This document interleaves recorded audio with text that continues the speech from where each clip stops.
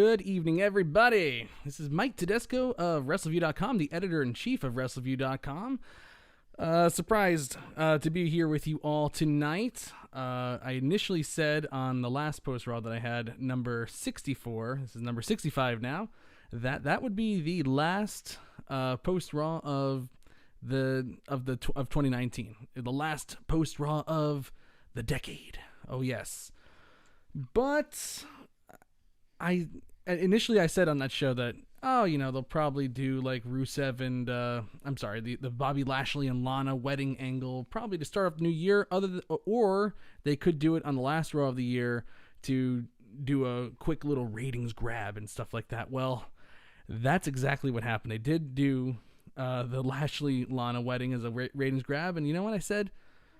It's almost too good to not review. And it would be a crime to not get on the post-Raw show and review that wedding. And damn it, that's what we're going to do tonight, but I am not doing this alone. No, sir. Because it's the last post-Raw of the decade, we did have a little run-in from her last time. And you saw her on, of course, the Wrestleview Crimbus show, which we'll talk about in detail as well on this show tonight. But she's going to do a little more than a run-in tonight. She's going to do the whole show with us. Ladies and gentlemen, welcome back, Victoria. Hey, I'm back. Yes, she is. Yes, she is. Yes. So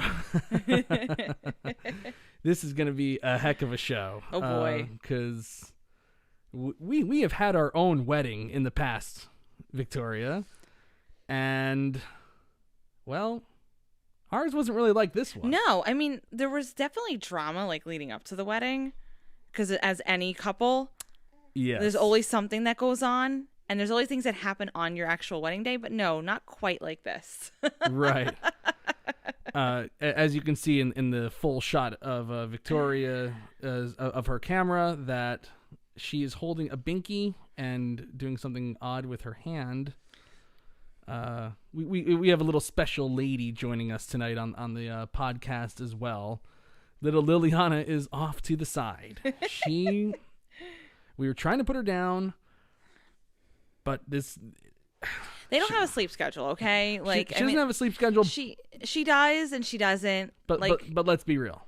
The Lana screaming kind of woke her up. Oh, absolutely. The Lana screaming kind of woke her up. She was totally fine, initially, and then that was it. That was it. Oh my God! Yeah. So. Yeah. If you see my head go to the side like this, don't mind me. So Liliana's first real foray into post Raw is the Lashley Lana wedding. Oh, good Lord! That's actually that is just what a poor legacy.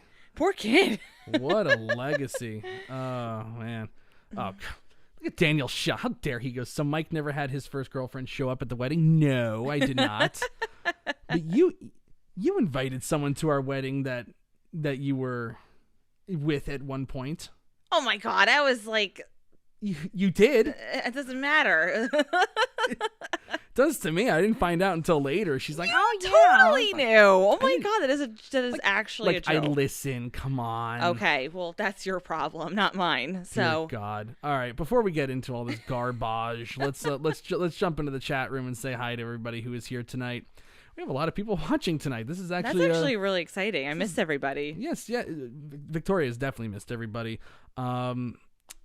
We got, of course, our dear friend, the best, Nafis Sadat is in the chat room tonight. What's up? Nafis is there are legends, and then there's Nafis. No, so you know how there's VIP of the end of the year? Yes. They have VIP. I think Nafis is MVP he's of the Wrestleview listening audience. Yes, right. I would say so. Yes, I would say I would have to say that. I would say so. Oh my God! We have a celebrity in our chat room tonight. What? Sasha Banks says hello. Sasha Banks? Yes, there's somebody named Sasha Banks in our chat room. I love it. I love it. That's pretty good. All right, so we got a WWE superstar in the chat room tonight as well. That's excellent.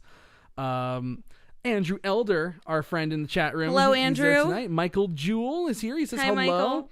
Daniel Shell says... Hi, Daniel. Says Victoria still has it. Yes.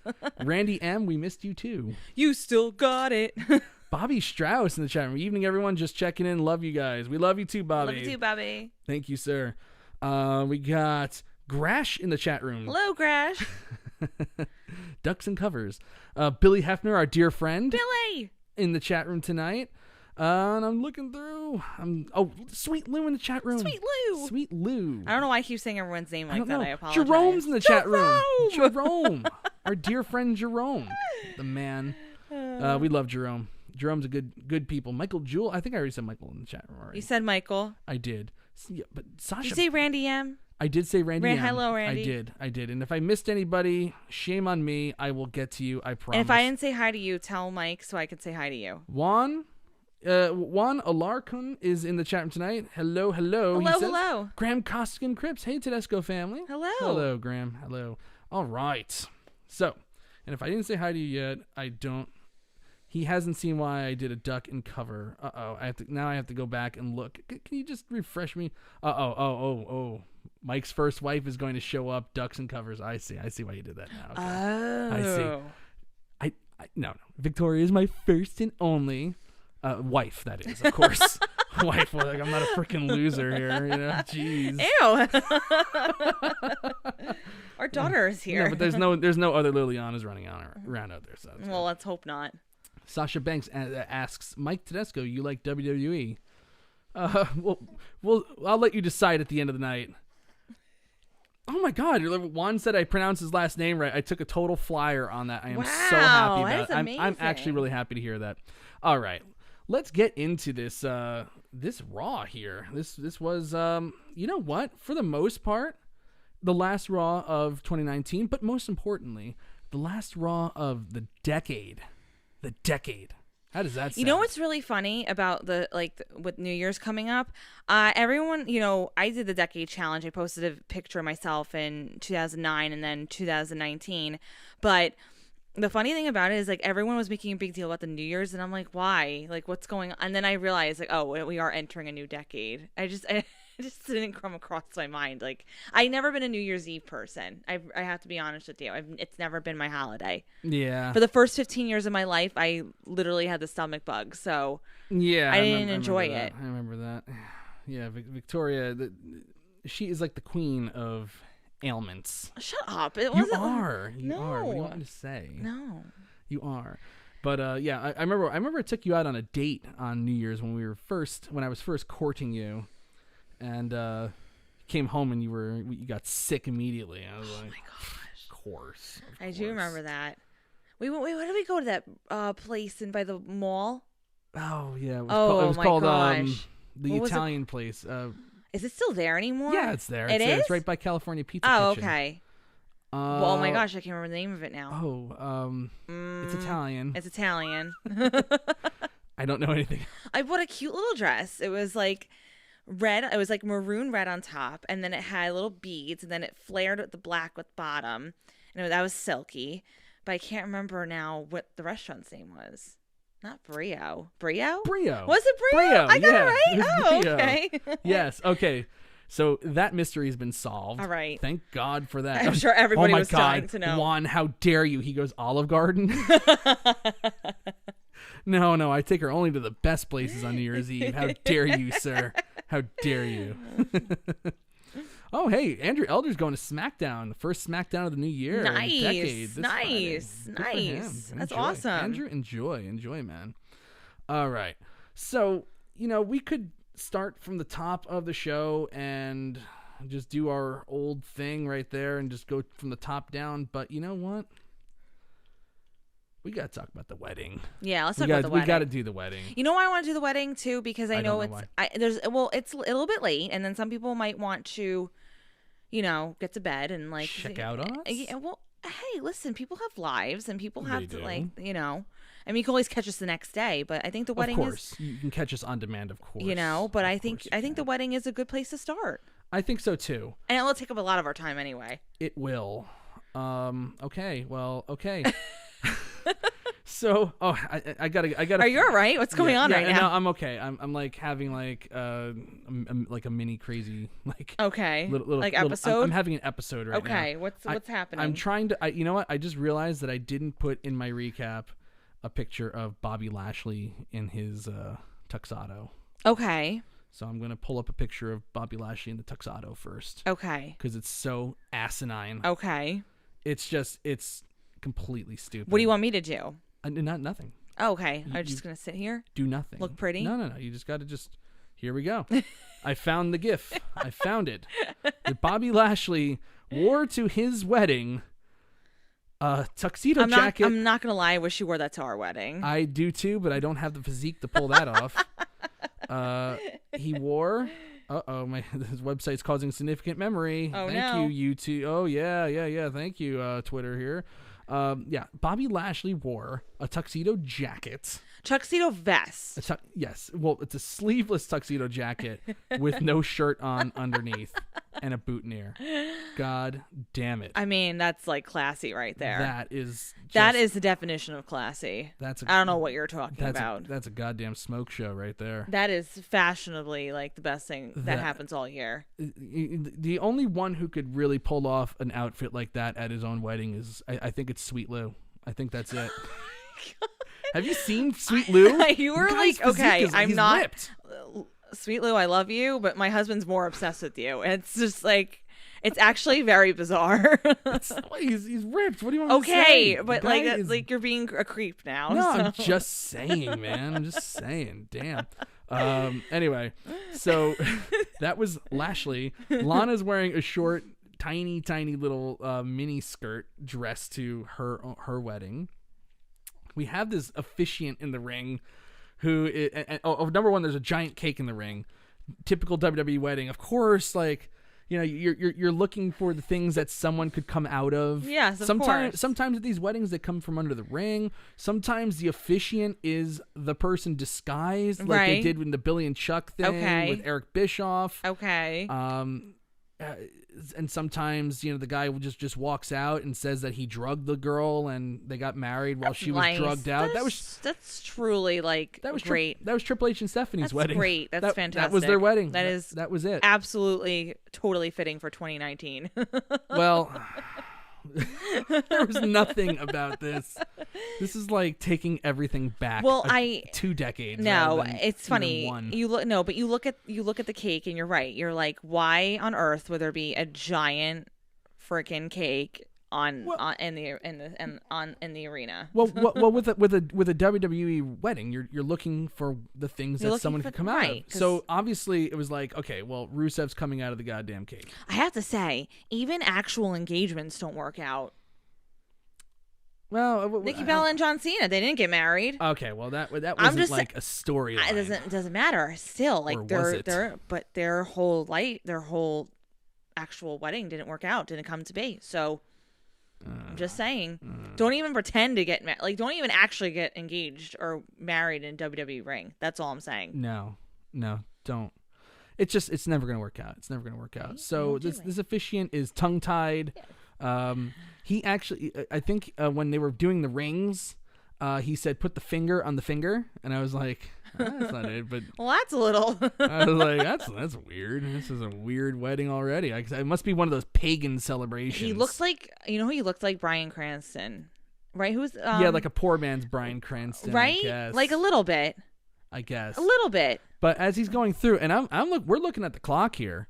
And my DVR is set to finish recording at 11, and they're just getting this thing going. Yeah, you know, like around around 10:57. Yeah, that exactly. And we're like, the guide on TV said that there was no overrun, so that kind of sucks. So I guess if you record without doing like extra few minutes, like I always record whenever I do like a live show, I always record like an extra 15 minutes after. Smart.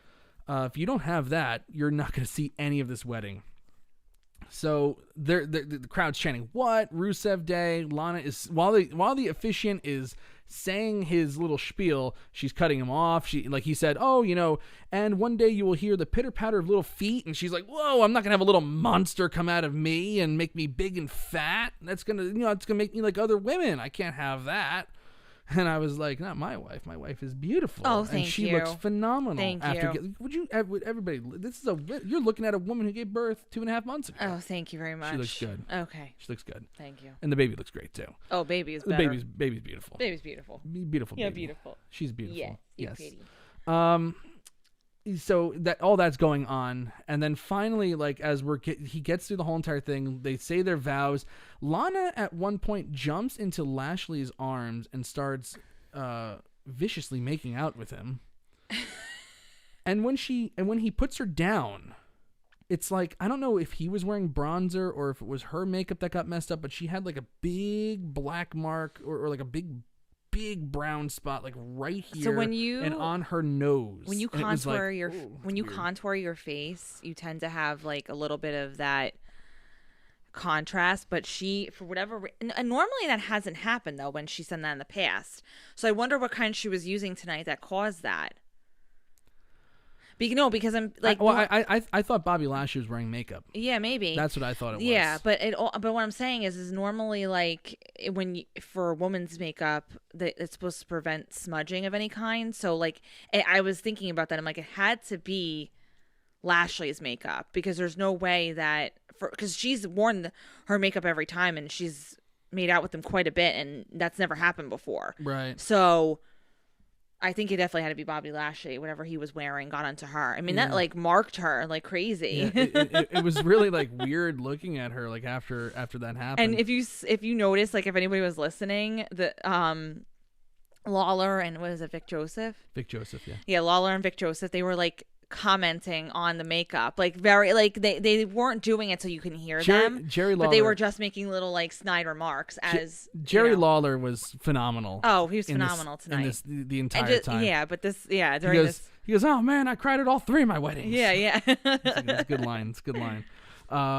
Andrew Elder's asking, do we think USA is going to let the WWE run over more, or was it a one-time thing? Well, actually, 2 weeks ago, they ran over about 3 or 4 minutes on Raw. And initially when they got rid of the overrun, they were pretty staunch about it. Like we're not overrunning anymore. Like I remember like even a couple weeks ago when it was Rey Mysterio and AJ Styles, they just barely got in the pinfall before the cutoff time. And they didn't even get to say the announcement. It was just they counted to 3 and the show ended.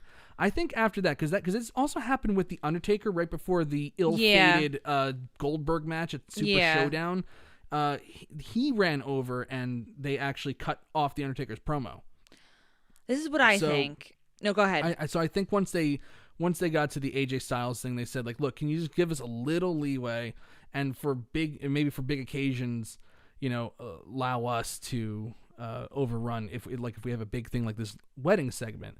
Because WWE on the USA Network, they basically rule the show. If you take out WWE programming from the USA Network, they fall really low on the list of cable networks in terms of ratings and stuff like that. So they really, because USA hasn't had an original show that's done well in years. Like they had Monk, they had Psych, and nothing else has really caught on. Like we like Chrisley Knows Best, but we haven't even watched that in a while.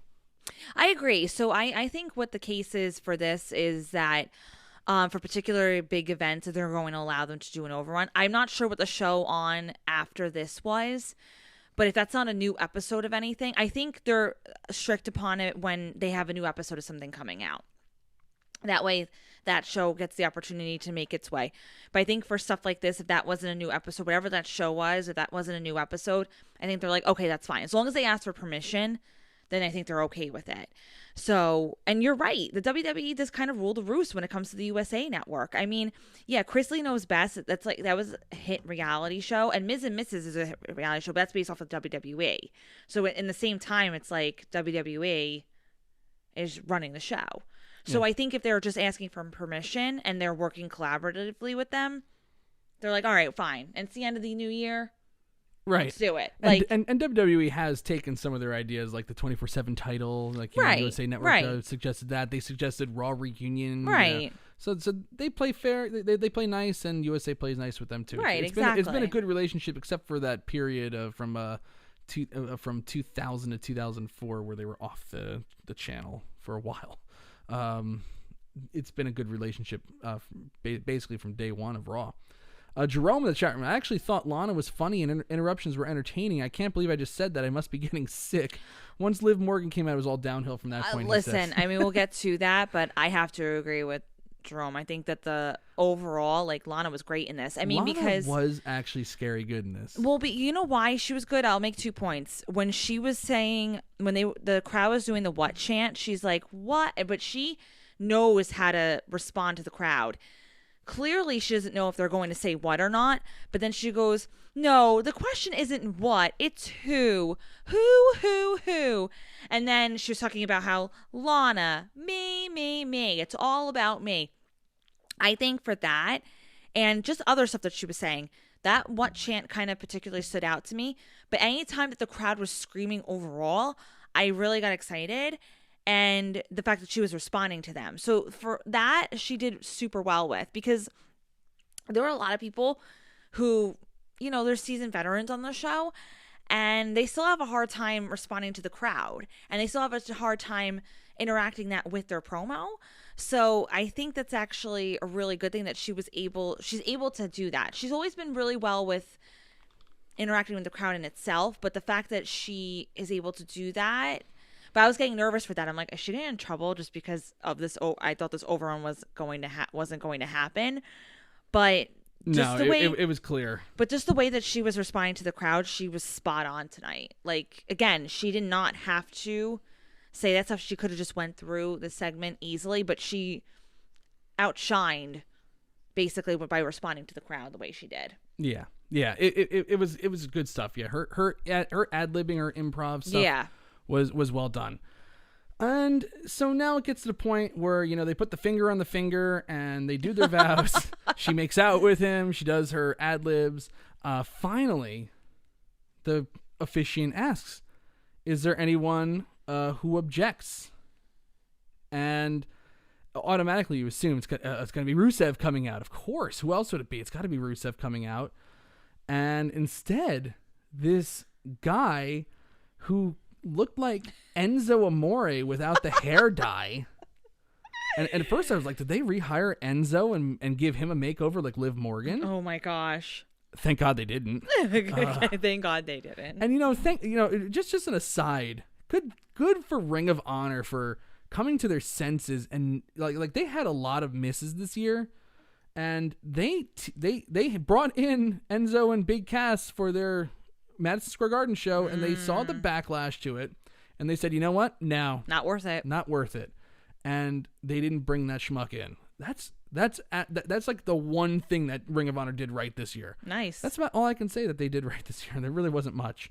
Anywho. So this guy comes out and he says, I object to this wedding. This whole thing is a sham. And the officiant's like, who the hell are you? And I'm like, who the hell are you? And yeah, we're all like, who are you? Even Jerry Lawler's like, who the hell is this guy? He goes, I'm Lana's first husband. I married her when she turned 18 until she left me for that son of a bitch, Rusev. And then she left that son of a bitch for this son of a bitch, Bobby Lashley. And I'm like, oh, well, okay. So they're throwing a little curveball before they eventually get to the Rusev thing. Bobby Lashley comes over to him and gives him the one-arm slam, because that's what you do to your exes, to the exes. So why not? I wouldn't do that to any of your exes. I mean, yeah, it's just one-arm slam for no reason. Although they are interrupting the wedding, so maybe at the wedding I would have. At the wedding you would, maybe. The one-arm slam. Yeah, but how often do people get married in a wrestling ring? And how did this guy get backstage? It's like impossible to get backstage. How did he get backstage? What was he doing there? He got backstage. I don't know. Anyway, he gets slammed. So now the officiant asks, is there any man or woman who objects to this? And then another person comes out. This time it's a woman. And she objects to this thing. This whole thing's a sham. She's Bobby Lashley's first wife. Lana immediately punches her off the apron. We keep going on. And finally, another person objects to this. This time it is Liv Morgan. She says, I object to this. This year I was having a rough year, and this person helped me out so much, and their love and kindness, and our relationship was so deep, and this and that. And Bobby, I never touched her. And the officiant's like, oh, come on, man, come on. And Liv Morgan gets in the ring. She goes, I wasn't talking about Bobby Lashley. I was talking about Lana. And everybody's like, oh, it's like, okay, so we're doing that storyline. Cool. And Lana looks upset, and then she attacks Liv Morgan. They get into a big cat fight, and Liv Morgan is pulled away from the ring. When they did the makeover, Liv Morgan, I was hoping for a little better than her first match having to be against Lana. Nobody wants to actually see Lana wrestle. I have a lot of questions regarding this. Was this the long-term plan? Was this the end game? Was this the goal for her return? Like, it's like, where did this come from? I don't know. With all their little vignettes, it's like, was this really the first thought for her return? Was this wedding? Well, I cannot foresee that actually being the first thought that they had for this. Well, a lot of the times that they everything is kind of just booked on an as we go basis. They very well may have started some vignettes for her, and then they're like, okay, what kind of curveball can we throw into this wedding? Oh, we got Liv Morgan coming back. Let's do that one. It could very well be that, or it could be that they actually plan this out. To me, I like, this company is so bad at storytelling anymore that I don't believe that actually happened. But who knows?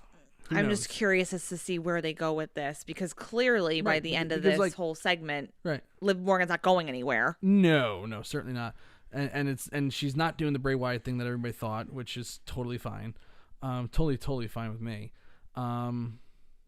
Yeah, it's definitely interesting. And then finally, so she gets dragged away. They order the officiant to continue, but then Rusev finally comes out of the giant cake, attacks Lashley, wipes out the set. Liv returns and shoves Lana into the cake. She's covered with cake. The wedding is over.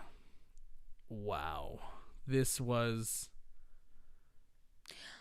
I fully agree with Jerome. I think that everything was great, even though it was a little predictable that you had... Listen, like we all said before, we knew Rusev was going to be in that cake. There was no doubt about it.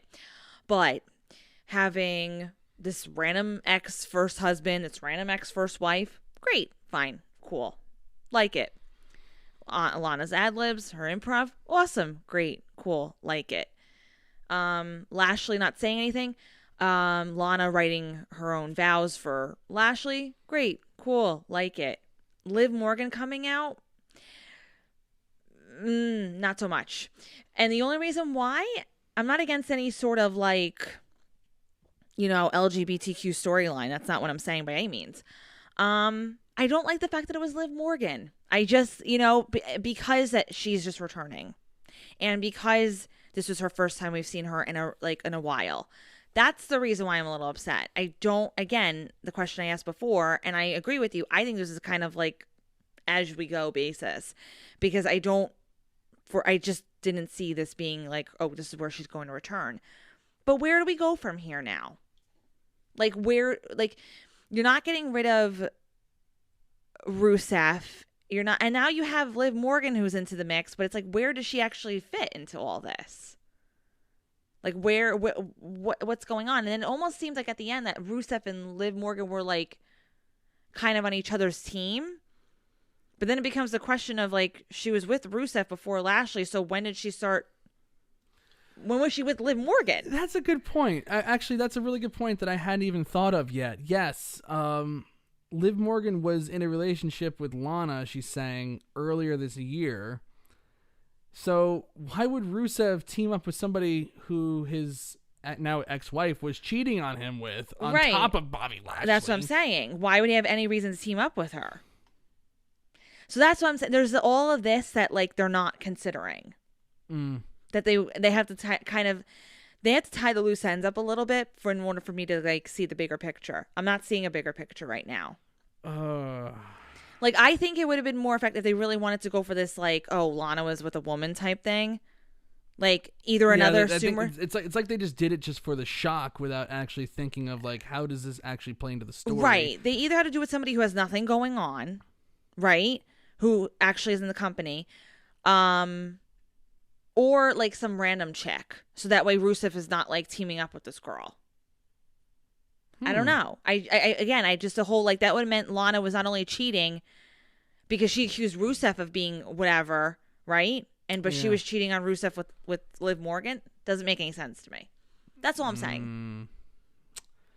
All right, I maybe went on a tangent, but that's actually this is all things that need to be considered. Yeah, this was a silly segment, a stupid segment, this and that. What does everybody else in the chat say? Yeah, I like to know what everybody thinks. Well, I don't think anybody's really a fan of this wedding angle. No. Billy Hefner, I think she's nuts and is just gonna do what she wants every week. Yeah, Well, let me tell you something. I don't know if anybody watched Total Divas, but Liv Morgan wasn't an actual. She was an actual cast member on the show, but she was featured quite a bit. She's psycho. Like, she's actually freaking crazy in real life. Like, heavy partier, like, likes to drink. Like, her life is just whoa. And she's never been on a vacation before. Like, that was the first time, like, her and her mom got to go on a vacation when the Bellas, like, planned the Hawaiian trip and whatever. And, like, she is absolutely bonkers. Like, she goes out to the clubs and and the bars and she just gets annihilated. Well, I mean, we are, like, looking at somebody who dated Enzo Amore. Oh, she did? Yes. Okay, well, there you go. So there's that. Okay. You have to be a little crazy. Nafisa not a fan. Juan says that this is like Melrose Place. Nafis says she cray. Danielle Shell says she's a drunk. Andrew Elder blames Paul Heyman for all this. And yeah. And Daniel Shell, who this is definitely his specialty, says porn videos have better storylines. Grash, he goes, and he had a bad divorce. He's totally using her to get to his ex-wife. I approve of this as I do this. Oh, well. Okay. Well, hey, listen, to each its own, right? But I think they can hear Liliana in the background. Nafis says even Liliana objects. Yes. She's definitely queuing right now. All right. So that was the wedding. What are your thoughts? My thoughts on it? Well, I mean, this is like my 100,000th WWE wedding that I've ever seen. It's not one of the best weddings I've ever seen. Actually, the best wedding that I ever saw was the Billy and Chuck wedding. Okay, I have not seen that. SmackDown 2002, where Rico Constantino was trying to get them to get married on TV, and then, like, right before they said their vows, Billy's like, dude, you said we didn't have to go through with this, but we're not, like, actually, like, we're not together here. And then all of a sudden the preacher rips off his face, and it's Eric Bischoff. He says your 3 minutes are up, and Rosie and Jamal, both of them, rest in peace, attack them. That was like, that's probably like my favorite wedding. Okay. If I had to pick a favorite, it would be that. Okay. Andrew Elder, Uncle Elmer getting married was cute. Yeah. The Triple H Stephanie wedding, that's up there too. Kane, who did he pull under the ring? It was Edge that he pulled under the ring. Yeah. So there was that. There's been a lot of goofy weddings through the years. Yeah. Didn't Daniel Bryan and AJ? Daniel Bryan and AJ got married on Raw 1000. Right, yeah. But that wasn't like, although they did bring out Slick for that. They did bring out Slick. Yeah.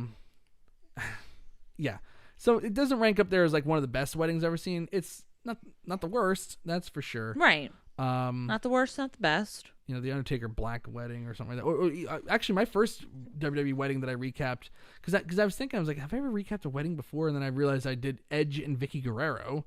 Wow, that's a pretty big one. that was interesting.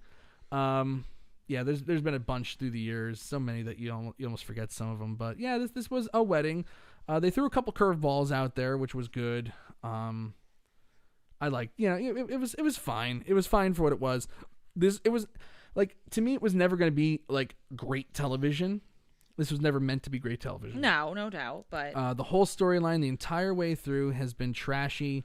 Sometimes to the point of nausea, where it's just like, okay, enough with this freaking garbage storyline. But I guess if you're gonna have a big payoff to the storyline, might as well do a WWE wedding. And I guess if you're gonna go all out like that, you know, it's got to be trashy. It's got to be this and that, and they did it. You know, they accomplished just enough trash to keep me interested, but not enough trash where it's like, okay, that's enough. Although the Liv Morgan thing was a little overkill, I agree with that for sure. I thought that was a little overkill, but overall it was good. Yeah, I know, honey. I know, Bubs. I know, Bubba. Okay, that's Liliana. It wasn't the best, but it was good, and it will be remembered. That's what Grash says. That you know what? That's the best way that I can. I definitely can agree with that. I agree with Grash what he said. Okay, now let's get to the rest of the show. Okay. So the show opens up with Kevin Owens storming to the ring. So I love that, because it's not like he, you know, comes out, does his entrance, and does the neck crack thing, and like nothing's happening. He just storms down to the ring. He's pissed. Who would have thunk that if you're pissed, you don't actually do your whole stupid entrance? Like, Bray Wyatt goes... Great point. Yeah, Bray Wyatt goes to the Miz's house and, you know, spooks his family and his little girls. And Miz comes out, still at TLC doing that. You know, but maybe he wasn't smiling, but he still did the stupid poses. I love that that's your point of reference, just to dig at me. That's the most recent one, that's though. Just that everyone that's just a dig at me.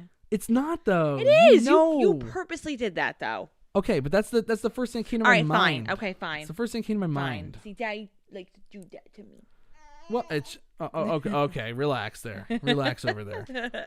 I'm just saying. No, you're right, though. I get what you're saying. It's when something drastic happens, right?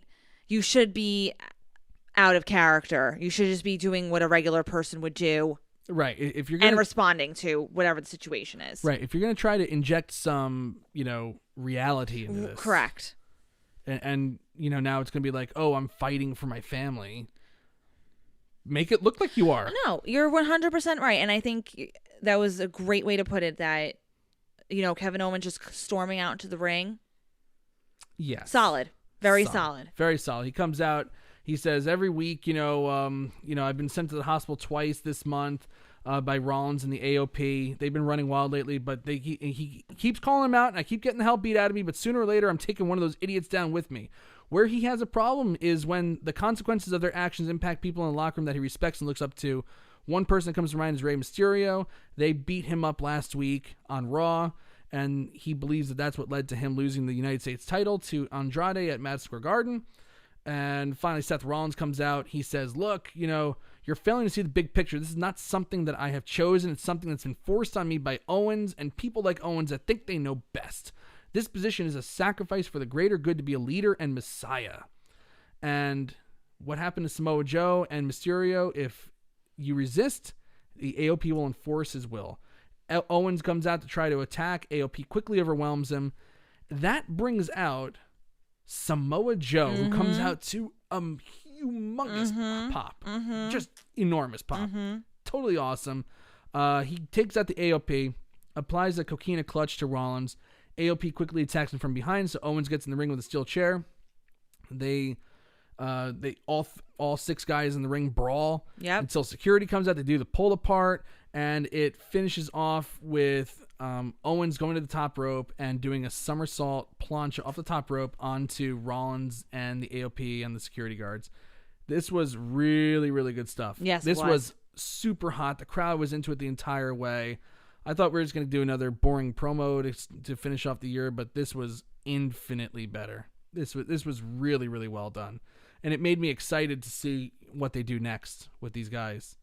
Owens was great in this. Samoa Joe was great in this. Actually, the thing I liked the most was when we came back from commercial, Kevin Owens and Samoa Joe are backstage. Charlie Caruso, of course, you know how I feel about Charlie. Your favorite. She sucks.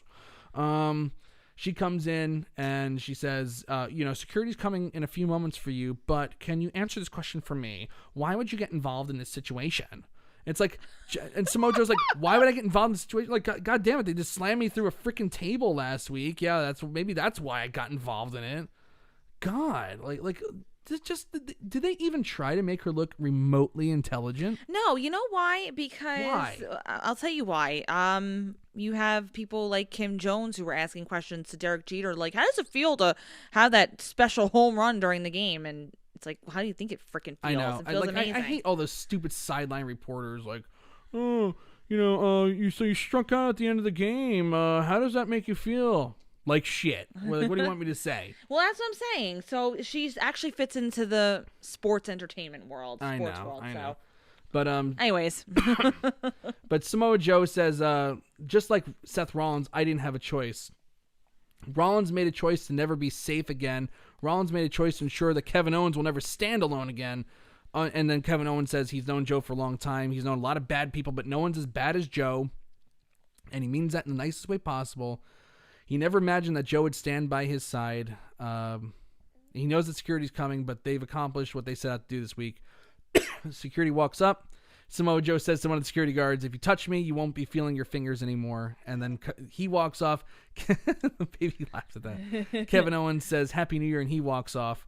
That was a great segment. This is just red hot. I really, really like Seth Rollins doing this leader, messiah thing. Mm-hmm. The AOP is definitely a good muscle for him. It's better than J&J Security, what he was running around, in his first heel run. Oh, yeah. I mean, listen, this whole thing, what was nice about it is Kevin Owens came out and did this because Kevin Owens has that natural ability to, get the crowd behind him with that because he's just likable heel or face. So right. That was good. And then Rollins is just such a natural heel. And since everybody really doesn't particularly is not crazy about him anyway, that's what works. And this whole having the AOP thing, agree with you. Amazing. I think they're in natural roles. I think Kevin Owens is in a natural role playing this face. And I think Rollins, and they match, they're actually, their whole wrestling styles are very compatible with each other. They work really well together as far as that. But it wasn't like a typical, how you were saying they did the typical, the pull apart where security came out and everything else. Right. But it was a little bit more distinct and a little bit more unique. And I think what was unique about it is the fast pace of it. It didn't drag out. There wasn't 20 minutes of Kevin Owens talking and then another 10 minutes of Rollins talking and then you get to this brawl. By 8:11, they cut to commercial. So I think that's what made it so unique and so special was that it was very quick, to the point. That's the one thing that I really like on in the Paul Heyman regime. Okay, is that the opening segment rarely goes too long this time around. So that's a really, really good thing. Oh, look who it is! It's little Bubba. I gotta burp her. It's baby Bubba. I'm gonna just move this for a sec. All right, she's gonna definitely. Oh, there she goes. She's definitely gonna burp. So, yeah, you're going to listen to the... Oh, wow. That was a good one. We're going to listen to the rhythmic sounds of the baby being burped as we go. She doesn't like being burped, though, as you can hear. Anyway, our first match of the night is Aleister Black versus Buddy Murphy in a rematch from TLC. And the commentators, if you didn't know, this is the match that stole the show at TLC and blah, blah, blah, blah, blah. And it's like, yes, it was a good match. It wasn't a great match. In fact, I believe when Doug and I talked about it on Wrestleview Live, we thought it went a little too long. It was just a little, But it was the best match on a bad show. So I don't really know what that means. It's like one of those type deals. Baby's been sufficiently burped. And so they had a match tonight. And actually, you know what? It actually wound up being really good. I thought that this was way better than their TLC match. It didn't feel like it went too long. Right. And actually, I don't know if that had something to do with the commercial break in the middle of it. Normally I like a good match, you don't like commercial breaks. Right. It almost made it feel like, it kind of gave you a chance to breathe because they do just so much stuff that it gives you a chance to kind of overwhelming a little bit. Yeah. And you can kind of take a step back. Okay, what am I watching here? I could agree with that. And it ultimately wound up being really good. I liked Buddy Murphy, stealing his crisscross leg thing. I liked all the counters to counters and stuff like that. It was a good match. This was a very, very good match. And you know what? The most important thing is the crowd got into it. It was good. It was good. I agree with you 100%. I don't really have much to say other than it was good. Great technique on both parts, and you're right that as far as like in terms of the TLC, way better. And I think you're right though. I think the commercial break had something to do with it. Yeah, in a weird way, it helped the match. Yeah, I almost wonder maybe if the crowd, like if you get somebody who was live, would say the same thing as a different from a TV perspective. But no, maybe not, because sometimes with commercial breaks they tend to slow down a little bit. But who knows? Right. They came back pretty quickly, and you know, it was just a good match, you know. And I gotta say, Aleister Black, like I've said, I love Aleister Black. I've said it before, but his strikes, his worked strikes are just incredible. When really good. Do you remember when they were doing the NXT? They had like the four. It was like Ricochet, Aleister Black, and I forget the two other people that they had coming up at the time. Out of the four that came up on Raw that night. Oh, Gargano and Tommaso Ciampa. Yeah. Aleister Black was my favorite. Yeah. He was. Like, out of all four of them, when they came up for that one night on Raw. He really was. He's just got something special about him. Yeah, he's got a great look. Mm-hmm. I think they need to flesh out his character a little more, because it's like, you know, he's got the whole like dark kind of gothic entrance and all this stuff, and really all we know about him is that he just doesn't want you to knock on his damn door, and that's not enough for me. You know, like no. I want to know a little more about the guy, but you know, he can go in the ring. So you're saying like you'd want to see more character development? I want to see a little more character development. Okay. From him. You know, now that we've seen what he can do in the ring, I'd like to kind of know a little bit about his character. But as everybody's saying in the chat room, Andrew Elder says yes. Aleister is pretty good. And Nafi says Aleister is pretty great. Can gel with anyone in the ring. Yeah, I got to agree with that. Yeah, I agree. So that was a good first match. That went 2 segments. So the first half hour of Raw. Great. Awesome. Great. Really, really awesome. We got Seth Rollins and AOP backstage. They leave voluntarily. Initially, Rollins said something like they weren't going to leave, but then they just left voluntarily, and that's the last we saw of them. Then we get this amazing segment with Lana sitting backstage getting her makeup done, which later got botched up, which we already talked about. Eric Rowan walks up with his stupid cage, and he goes, "Oh, I guess my invitation got lost in the mail, but that's okay. We don't care." And then he just screams. I love it. And Lana's like... she made that great face. Yeah. It was hilarious, you know, because that kind of like encapsulates just like... how weird this whole cage thing is? Just how weird wrestling is. And that, you know, you forget that like backstage, everybody kind of like, you know, you see all these weird people. Like they all come from the same entrance ramp. So eventually it's kind of funny to see like, you know, 2 characters that you wouldn't put together, Eric Rowan and Lana, and see them and the interactions. And see the interaction. Yeah. That I really, really got a kick out of that. And I got it, like I've said before, I am loving everything Eric Rowan is doing. I am like crazy about I'm crazy about finding out what's under that damn cage. I am so intrigued by this whole thing. I really, really am. I think it's like, I think Rowan's in his element too. Yeah. I really do. Playing like this creepy guy carrying this closed off cage with a blanket over it. Like it works, because you can't do that with everyone. But Rowan, Eric, you could totally do that with, and it totally, absolutely 100% works. Right.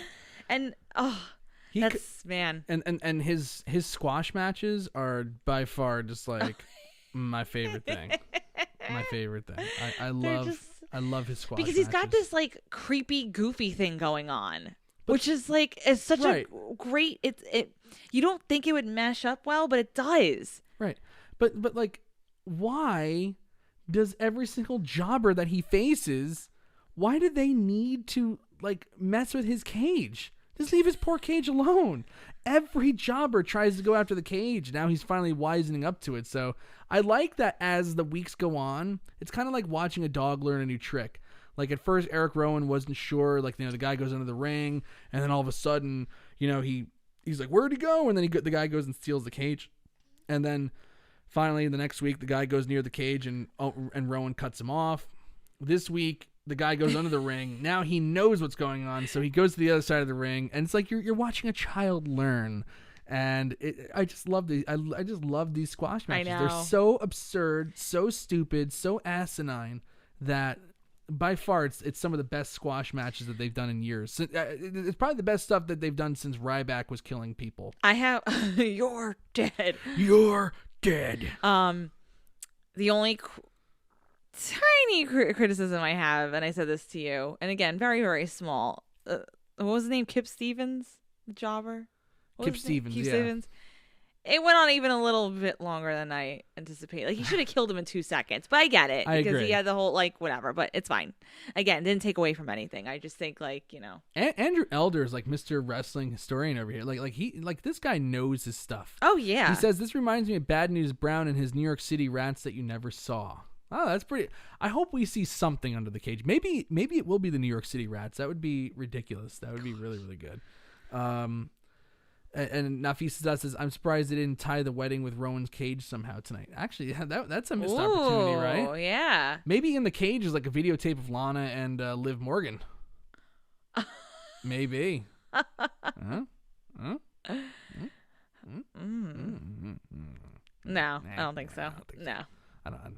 That's a stretch, but it's okay. I like your process. I like your thinking. Charlotte Flair makes her way out to the ring, lets out a woo. She says she's here to announce her entry into the Women's Royal Rumble, and obviously that she's just stating the obvious. Why wouldn't she be in the Rumble? She's a 10-time champion, main event in WrestleMania, the first woman to ever main event a WWE pay-per-view. She's the greatest of all time. Maybe she could mention that she's the first woman of any brand to enter the Rumble, the first person, male or female, to announce this decade. And I was like, well, the decade's not over yet, so you're the last person of the decade to announce that you're in the Royal Rumble. Not the first, but whatever. Instead, she issues an open challenge. Natalya comes out to respond to that challenge. They have a match. Not a bad match. A couple things I didn't like about it. The crowd wasn't, for whatever reason, they weren't feeling this. So the crowd was quiet throughout. I'm not a big Natalya fan. I think we've established that, made that pretty clear. You? Nah. Through the year, through the year and a half. The year and a half we've been doing this show, I am not a fan of Natalya. She's very wooden, very stiff in the ring, blah, blah, blah, blah, and then the whole thing. No character. So she doesn't exactly draw people into a match, that's for sure. But towards the end, this thing really fell apart. Like, Charlotte hit a spear, and Natalya, I guess she was trying to do a thing where it looked like she barely kicked out, but it just looked like it was botched. They just started going through things, and it just felt clunky. I didn't like that. I didn't like the 24/7 title goofiness running in the middle of this, because that kind of just like says like, okay, this isn't a serious match because we're running these idiots in here. Yep. Charlotte Flair big boots Eric Young, so like automatically it's like, okay, well, somebody entered the ring, and even though they didn't attack, they still entered the ring and they still took an offensive move. So the match should be thrown out. It's like, it's just all those stupid things that just make you just, unable to suspend your disbelief. In the end, Charlotte wins, but it never got to that next level. Like it was in first gear the entire time, and it just never got to the next level. It never got the second gear. Which is kind of surprising because the two of them do normally have great chemistry in the ring. And I almost wonder if it's because, other than the fact that, like Charlotte had this open challenge and then Natalya responding to it, it's like, what other real reason do they have to, I guess, feud? Yeah. So that might be the reason why, that it just didn't really connect. And it was just kind of one of those things where to give the crowd a little bit of a break by throwing in the 24/7 title in there. And yeah. No, I guess maybe they could see that they were dying or something like that, but, or maybe they knew this match wasn't going to get over that well. That's what I'm saying. I think that they probably had an idea that maybe this wasn't like... Yeah, you know what? When you put it that way, kind of makes sense. Right? Yeah. Yeah, I know. I just didn't want the women to have to utilize for it, though. Because I agree with you. I think it's like, don't have it like any other match. Maybe you could have like... But... Yeah. Yep. Like Grash says, it was a match. Enough said. He also says it's a natty match. Shrugs. Yeah, I'm with you. It is. I'm with you. It's an Natty match where she's been doing this thing lately where she's like, she really relies on using the word bitch for like a shock effect. She's like, okay, bitch, now is the time. It's like it's like really weird because she sounds like Andre the Giant, and it's like, I don't know. It's like the whole presentation is just off. She's the type of individual who uses something and it gets over one time, and then she thinks like every time it's going to get over. So that's always been her MO. Like that worked with Nikki Bella like years ago when she was feuding with her. Yeah. The whole like, that's right. I called her a bitch. Total Divas feud thing and whatever. Yeah, that's right. And then she's like, oh, I remember that one time it worked. Yeah, I called her a bitch, and that was that. And it's just like, okay, well, talking about peeing yourself on Total Divas because Naomi hit you in the stomach. That was stupid. That was really stupid. Sorry, the relevancy was there is that she thinks like things are cool. Right. Like she just... Becky Lynch backstage. Backstage. That's okay. Charlie goes, well, I have a question for you. You said that you would face Asuka, and Asuka accepted the challenge, so what are you going to do? And Becky Lynch goes, well, on January 26th at the Royal Rumble, I'm going to take Asuka with the Raw Women's title on the line. And I forget what other stupid thing Charlie said, but then Becky goes, my contract is coming up, so I told them the match I wanted before talks could even begin.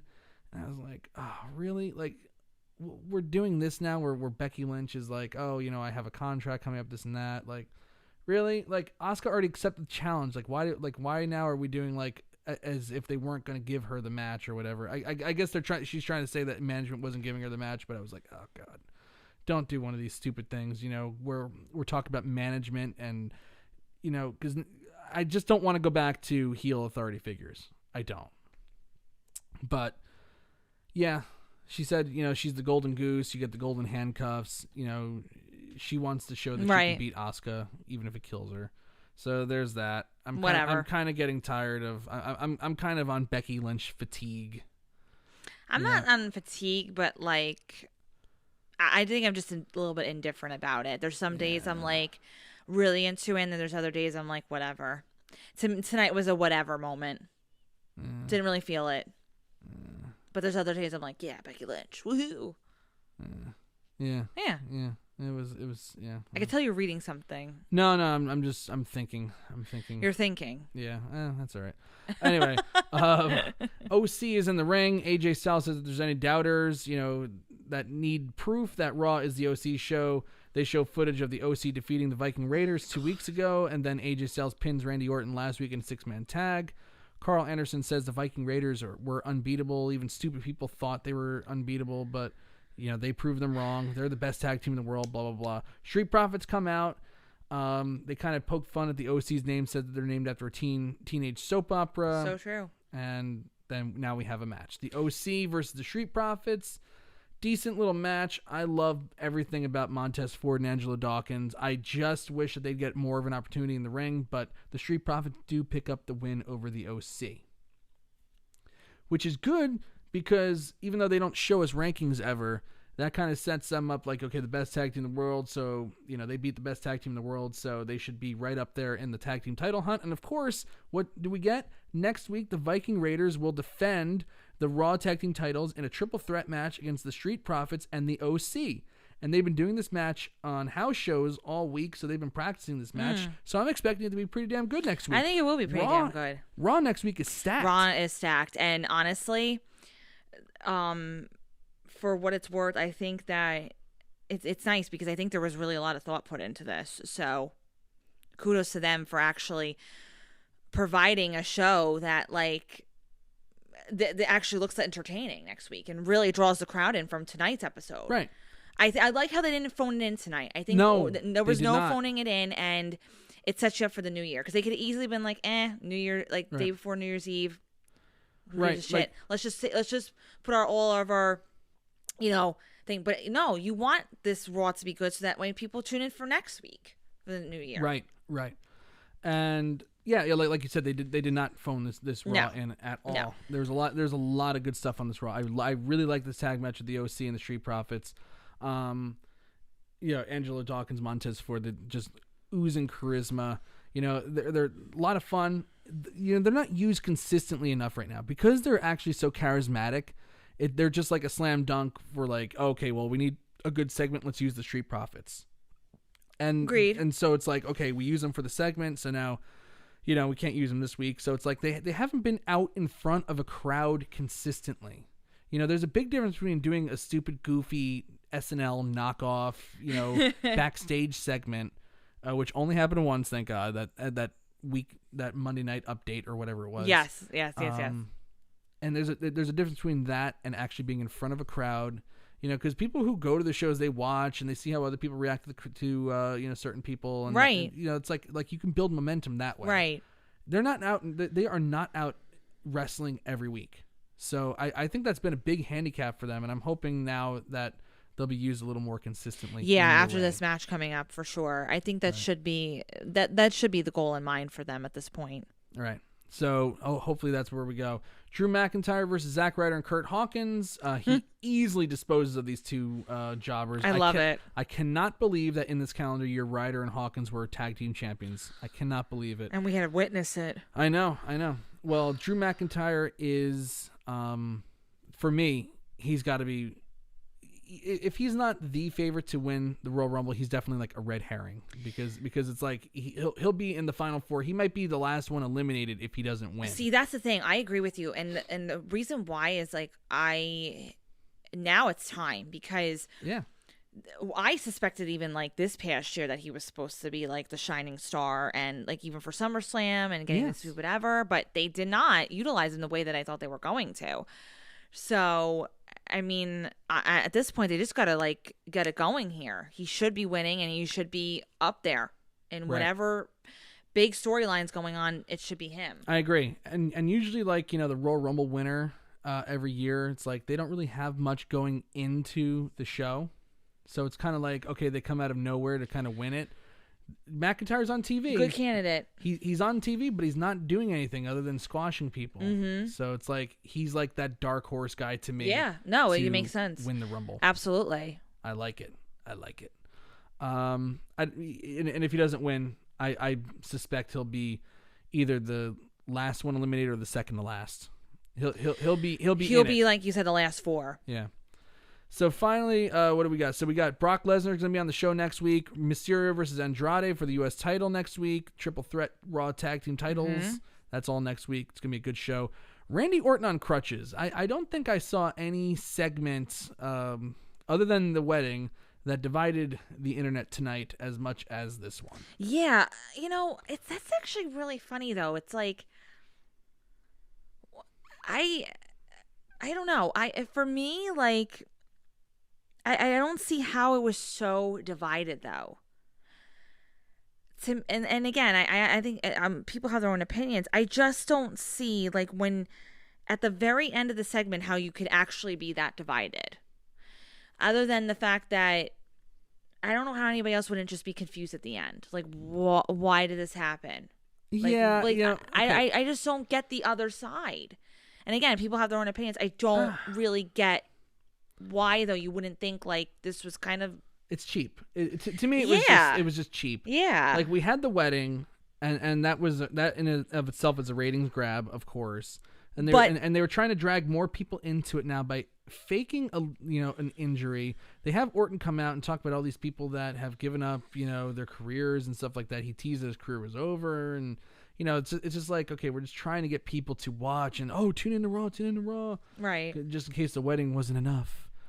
And at the end of it, AJ Styles comes out, teases Randy Orton, says, haha, if I'll see you at WrestleMania, blah, blah, blah. If you're back for WrestleMania, I'll face you at WrestleMania. It's not exactly like AJ Styles is ducking him. And all of a sudden, Orton says, AJ Styles is patient, but he's not patient. That's the difference between them. And then he RKOs him.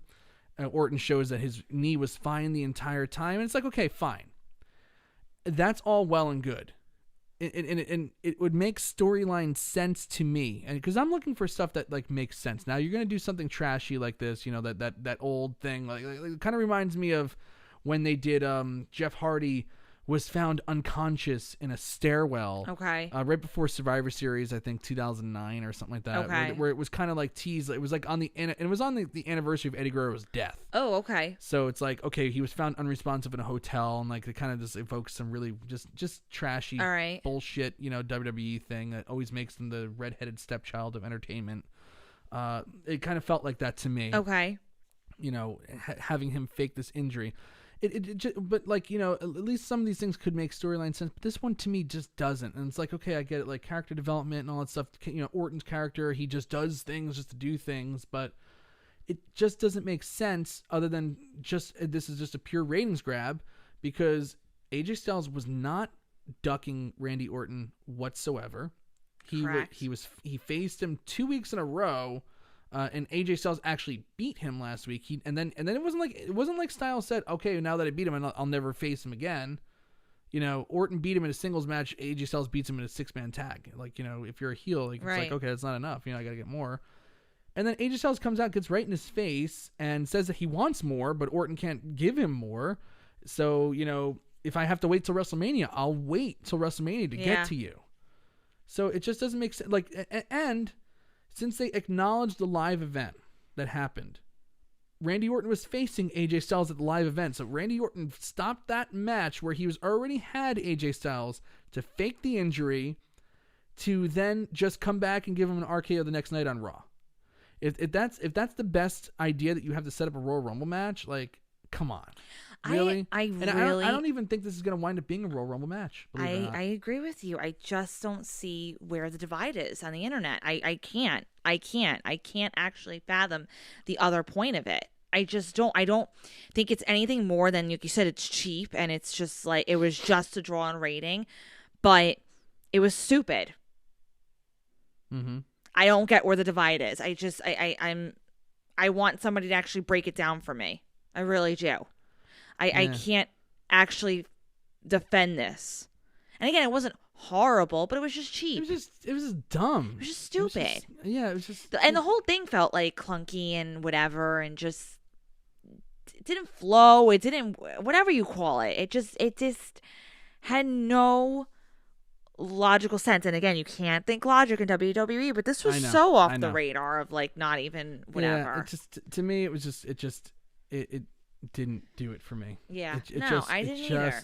It was just blah. Knowing what you know previously, but it's not like they're doing like a slow build to WrestleMania. Obviously, Orton said that his knee is fine, so we're just gonna it's just something just to keep this thing going. But it didn't need. But they're running out of ideas. It didn't need this. Yeah, it was just it was just dumb. It was stupid. It was just not good. And if all it leads to is a Royal Rumble match, which I don't even think it'll lead to a Royal Rumble match. Who cares, though? The Rumble's stacked. It'll probably just lead to them having like a clash in the Rumble. It just was dumb. It just they have trouble right now connecting with people, and it's like, now you're gonna like, fake legitimate injuries, like, try to make this seem like it was like a Daniel Bryan Edge retiring thing. It's just trash. It's just trashy. Yeah, I'm surprised even Randy Orton agreed to it, to be honest with you. Actually, they probably gave it to Randy Orton because he's been around for so long that, even if this did have big backlash, which it's not big backlash, because really I don't think this is going to be a well-watched show, because it's, it's a weird time right now. Like nothing really important ever happens in wrestling during this time. If there was ever like a big backlash, it's Randy Orton, and he can always bounce back. He can take it. Agreed. Okay. But it would have made more sense for AJ Styles to be the one to fake the knee injury. Exactly. That's all I'm saying. It just why couldn't they flip flop it? But whatever. That just doesn't make. Yeah, it's just dumb for the face to be doing it anyway, because that's a heel tactic. Because it's like Mark Henry faking the retirement, and then he turns on John Cena. Of course, he's the heel. It's like. Right. It just makes sense. Right. It's a heel tactic, and it's if we're going to talk about character development, let's I don't know what that was, by the way. Mickey X86 is in the chat room. Now I have to see Wrestle Kingdom and forget about this BS with the Lana wedding. Oh, yeah, we'll see it. Hello, Mickey, by the way. Okay, Andrade versus a local talent goes to no contest because he goes to give him the hammerlock DDT on the floor. Ricochet runs down. Now it's Andrade versus Ricochet. They have a match. It doesn't go too long, and I thought they weren't going to go too long because they were going to try to fit in the wedding before the 11 o'clock hour. Boy, was I wrong. So, like, if we're going to go into that, stupid. So if we're going to go into that much of an overrun, might as well just give us the full match with Andrade and Ricochet. I would have much rather have seen that than Andrade screwing around with some jobber beforehand. Like, and why would Ricochet save the jobber but not his friend Humberto Carrillo, who Andrade did that to a few weeks ago? Because jobbers are so important, honey. Yeah, right. And he was so important. They gave the guy who faced Eric Rowan a name, Kip Stevens. This guy didn't even get a name. But Ricochet was right there. But Ricochet was right there to defend his friend Fats Domino. Like, who cares? Like, it's so dumb. Oh my gosh. I love that. I love that. I don't understand. But anyway, that was Raw. Andrade versus Ricochet is the last match that I recap in 2019. I like Andrade versus Ricochet. I want to see more of Andrade versus Ricochet, without the constraints of a wedding looming over their heads. But yeah, I like. There's a lot of positives from the show, and one of the big positives is that Andrade is finally being pushed. I love Andrade. I love me some Andrade. And there's a lot of positives coming out of the show too, with Rollins and the AOP, Kevin Owens and Samoa Joe as like a super face right now. It's just this was a good show. The wedding was wonky and stupid and trashy, but that's exactly what it was meant to be. What it's meant to be. So they hit that on all cylinders, and everything else, for me, except for the Orton thing, hit the mark. I agree. So, and I had a good time watching Raw, honestly. Yeah. Because I haven't watched Raw like fully in like a while now. But watching this one, it was a good show to come back to watch the full show. Honestly. Absolutely. So let's check out what the Wrestleview poll says. They got 63.1% thumbs up. So people did enjoy the show. They did like the show. That's pretty good. Almost 69. Almost. But Victoria, what do you give the show tonight? A thumbs up, definitely. Thumbs up. I gotta give this show a thumbs up too. What does everybody else in the chat room think? Thumbs up, thumbs down. I'd love to know. In the meantime, would you wanted to say something? Yeah, no, I did. So I actually posted in the Wrestleview media page and on my Facebook tonight and on my Instagram a special thank you to the Wrestleview staff and former staff and also the listeners. A major thank you, because the Christmas Craptacular was a little over a week ago now, and normally that Christmas Craptacular, there's money raised for Can't Promise, but this year it was decided amongst others that it should be for our family to help out Liliana. And I just wanted to say a big thank you to everybody who listened to the show that night and who donated. I mean, honestly, like, it was just so overwhelming. The fact that, first of all, any donation we would have been happy with. The fact that the thought behind the whole show was just enough for us to be like, overwhelmed. But the fact that we raised over $2,100 is just incredible. The record-breaking year of donations, and it happens to be for our little princess. Mm-hmm.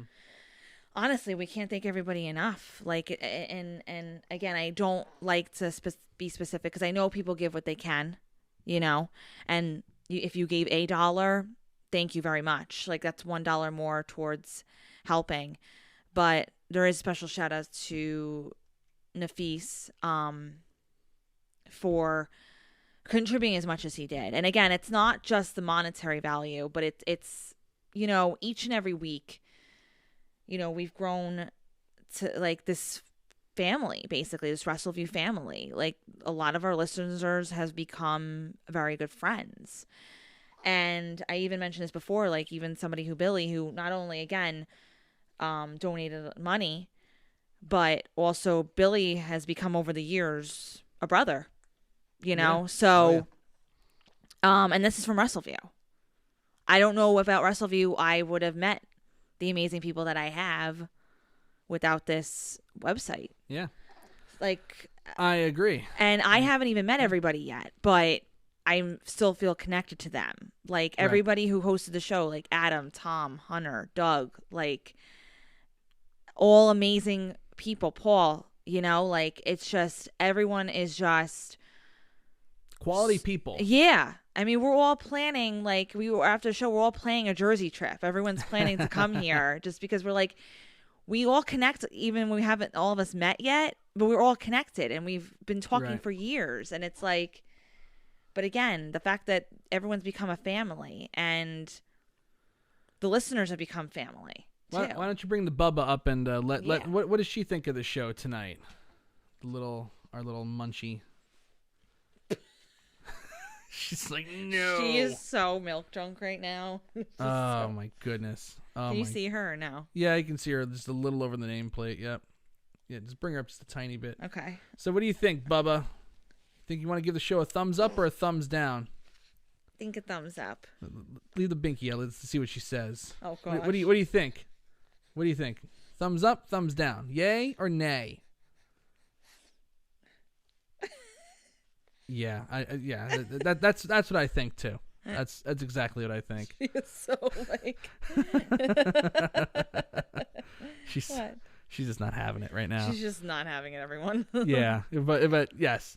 So all that money goes to contributing towards this little princess. That little princess right there, and we thank everybody who contributed. What are you doing? You know, and listened to the show and has asked, or and if you didn't contribute, a lot of people ask about her. Right. You know, they're curious about, you know, our journey with her. It's good stuff, you know, like you know, we can't thank everybody enough, you know, and like this is a really nice little family that we've grown here, you know, and we have people that, you know, we have people that will just pop in and check us out, you know, we don't know if they're there or not, they don't want to contribute in the chat, that's fine, right, you know, we thank you for listening, right, but we have, you know, a solid group of people who come and watch us talk about wrestling every week. And I think that's really, really cool. And again, I think it's just amazing. And I did, again, if anybody who follows the Wrestleview media page, please take a watch and like look at the video to thank everybody personally again. And a part of me doesn't even know how to thank everybody. You know, like I just all we can do is just say thank you, and you know, we have Wrestleview by far has the best. Oh my gosh! I don't know anybody of any website. I don't know anybody who has the amazing viewers and listeners and readers as Wrestleview. Honestly, really is a community of people, and yep. So we thank you all, and it is official. It is New Year's Eve right now, so we wish everybody New Year's Eve, everyone. A happy New Year's Eve, and we wish you all a wonderful Happy New Year. Stay safe. We will see you in 2020. Wow. Hope you enjoyed the show tonight. We did. And we'll see you in the new decade. Have a great week, everyone. Take care.